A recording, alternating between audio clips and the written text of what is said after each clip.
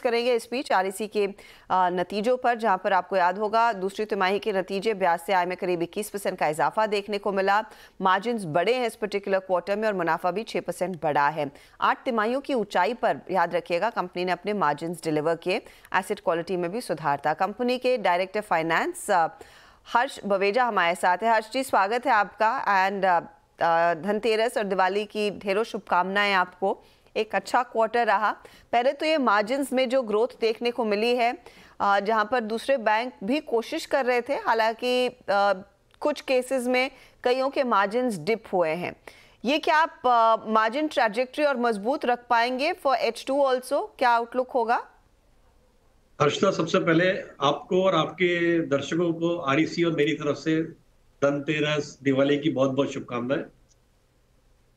शुक्रिया साहब, आपको भी। आपके क्वेश्चन का जवाब देने से पहले मैं कुछ नंबर्स आपके पास पहुंचाना चाहूंगा दर्शकों तक। क्योंकि आरईसी पे बात हो रही है तो जब तक नंबर्स पे बात ना की जाए तब तक बात करने का मजा नहीं आएगा।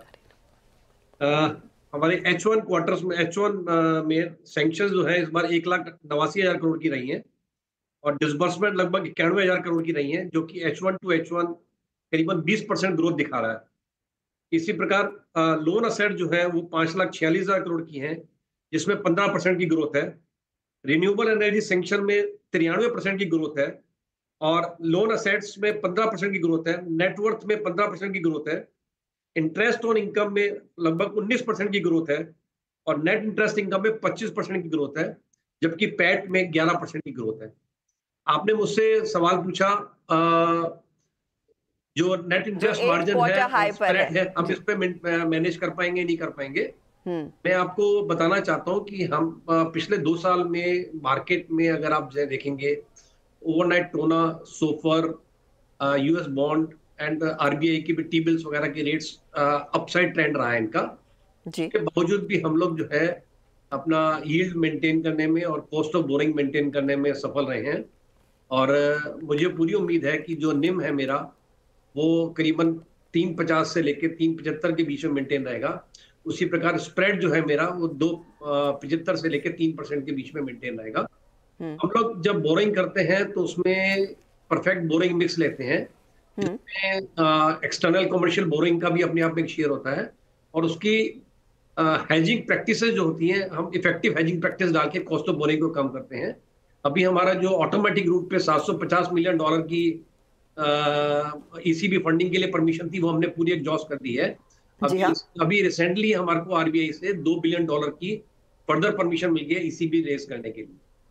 तो with the perfect borrowing mix we will be able to manage our cost of borrowing well in the expected line.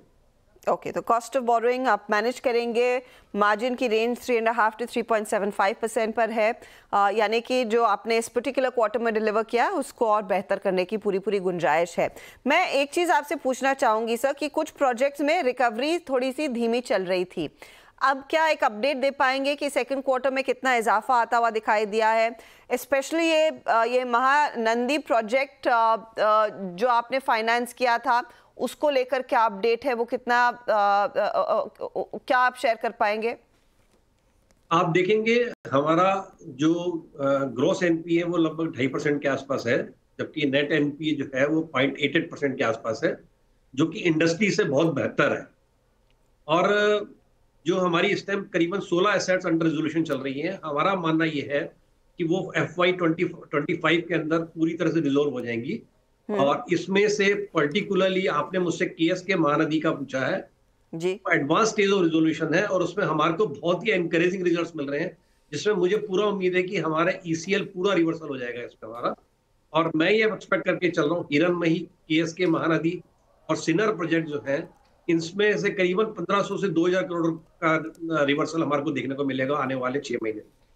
Okay, that's good to hear sir. थोड़ी सी समय की कमी है इसीलिए मैं आपसे इजाजत लूंगी, लेकिन बहुत ही ऑप्टिमिस्टिक आउटलुक है।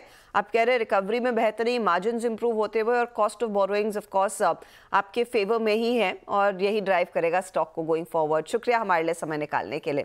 चलिए लेंगे